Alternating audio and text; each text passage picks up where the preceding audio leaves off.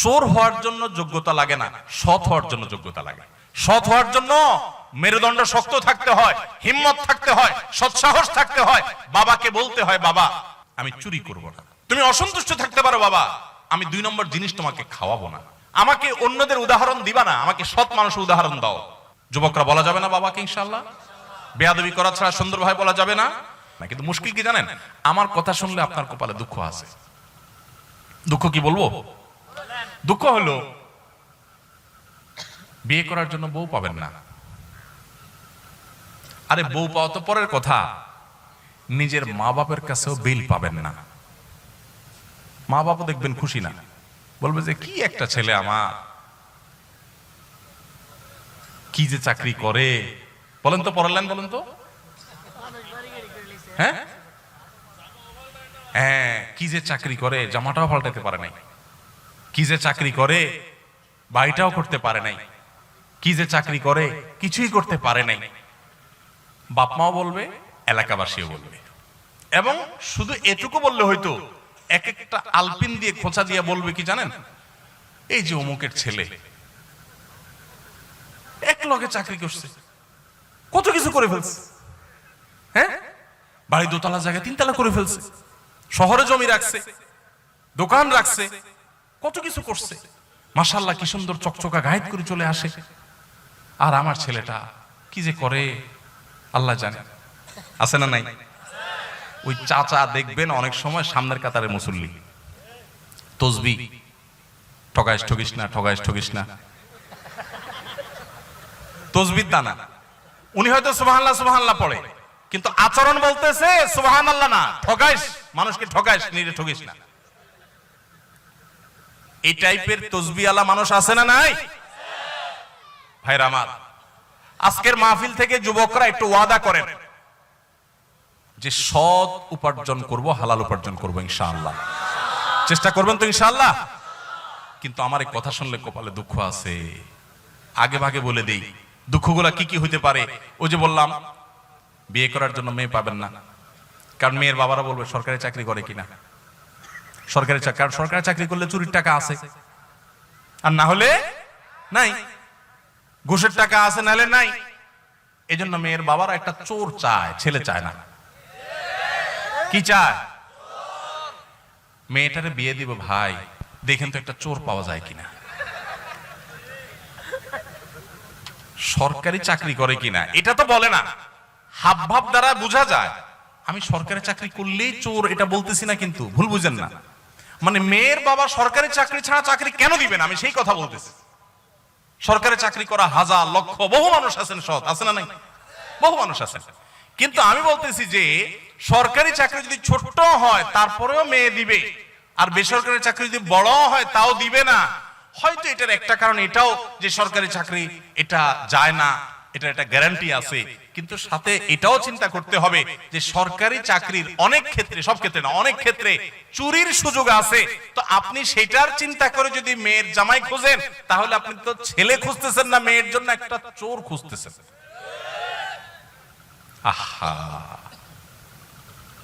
আল্লাহ আমাদেরকে সততার সাথে জীবন যাপন করার তৌফিক দান করুন। শুনেন, এই যে ঠিক ঠিক বলতেছেন না আমার সাথে, এগুলোর জন্য পয়সা কড়িও লাগে না, মেরুদণ্ডে জোরও লাগে না। এই সস্তা ঠিক ঠিক বলা খুব সোজা। ওয়াজ মাহফিলে ঠিকও ঠিক, বেঠিকও ঠিক। হুজুর মাইক দিয়া যায় বলে, পাবলিক হুদাই ঠিক ঠিক কয়। এই ঠিক ঠিকের চাইতে গুরুত্বপূর্ণ কি জানেন? এখানে বেশিরভাগই যুবক সংকল্প করেন যে আমি চ্যালেঞ্জ নেব। এটার জন্য মেরুদণ্ডে শক্তি লাগবে, মেরুদণ্ড সোজা করে দাঁড়াতে শিখতে হবে। যে আমি সরকারি চাকরি যদি পাই, আমি দৃষ্টান্ত স্থাপন করবো। আলহামদুলিল্লাহ বহু সরকারি চাকরি আছেন সৎ, আমার পরিচিত বহু লোক আছে, কিন্তু আমি দৃষ্টান্ত স্থাপন করে যে আমি অসৎ হব না। এটার জন্য ওই যে তীর আসবে কোত্থেকে? মেয়ের বাপের তীর মারবে, বউয়ে তীর মারবে, বাপ মা তীর মারবে, এলাকাবাসী তীর মারবে। কি চাকরি করে? যখন বিদেশ যাই প্রবাসী ভাইরা বলে, হুজুর কি বলতাম, মনের দুঃখ, এত টাকা পয়সা পাঠাই তাও মা বাপের মন বুঝতে পারি না। কি যে বিদেশ করো বাবা, তোমার কত পরে গেছে অমুকের ছেলে, পুরো এলাকা কিনে আলেছে, পুরো এলাকা আহা, চাচারা, বাবাজিরা, কান খাড়া করে শুনেন, কিয়ামতের ময়দানে জাহান্নামে ওই ছেলেকে ফেলানোর আগে আপনাকে উপর করে ফেলানো হবে। কারণ আপনি আপনার ছেলেকে চুরি করতে বাধ্য করেছেন। ওই স্ত্রীকে আল্লাহ তাআলা আগে নিক্ষেপ করবেন যে স্ত্রী তার স্বামীকে চুরি করতে বাধ্য করেছে, কারণ তার অপরাধটা আগে হয়েছে। ভাইরা আমার, সৎ মানুষের কোনো দাম এই সমাজে নাই। রাস্তা দেখবেন অমুক ভাই তমুক ভাই, সালাম আলাইকুম সালাম আলাইকুম, তাই না? কিন্তু সৎ মানুষ 2 নম্বর পথে টাকা কামাই করে না। এলাকা, প্রত্যেকটা এলাকাতে কিন্তু কম বেশি সৎ মানুষ আছে। সরকারি বেসরকারি চাকরি করছেন বিভিন্ন ক্ষেত্রে সৎ আছে না? বহু লোক এলাকাবাসী কিন্তু চিনে কে সৎ কে অসৎ, তাই না? বেশিরভাগ ক্ষেত্রে চিনে। এই সৎ মানুষদের কোনো দাম, আরে অন্য কোথাও তো দাম নাই, দাম নাই, এই যে মাহফিলে, মাহফিলের মঞ্চেও দাম নাই। সব দেখবেন চোর ডাকাতদেরকে দাম, ভালো মানুষের কোনো দাম নাই।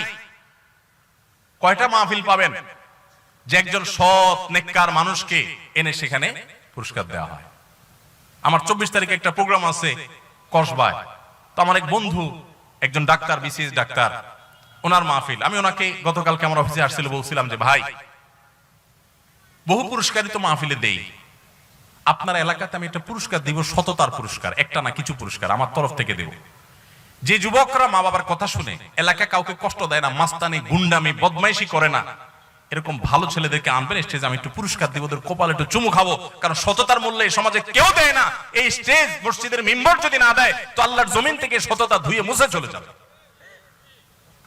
মসজিদ কমিটিতেও দেখবেন যে সব চোর ডাকাত খুঁজে খুঁজে বাইর করে। আমি সবাইকে বলতেছি না, আবার ভুল বুঝেন না, বেশিরভাগ আমি সেটা বলছি। কয়টা মসজিদে আপনারা দেখেন যে মসজিদ কমিটিতে ভালো ভালো মানুষগুলোকে, যে এলাকার সবচেয়ে সৎ, সবচেয়ে ভালো মানুষ, সত্য কথা বলে, ধানাই পানাই করে না, 2 নম্বরই করে না, এই মানুষগুলোকে খুঁজে খুঁজে এনে মসজিদে দায়িত্ব কয়টা মসজিদে দেওয়া হয় বলেন তো? নাই। কারণ আমরা সবাই চাই, আমরা হুজুররাও চাই যে মসজিদটা চকচক করুক, আমার কমিটির লোকজন চোর ডাকাত যাই হোক মসজিদ যেন চকচক করে। এটা কি ইসলাম? এটা ইসলাম না। আমার মাহফিলের চকচকের চাইতে গুরুত্বপূর্ণ হলো আমরা যেন সৎ হতে পারি।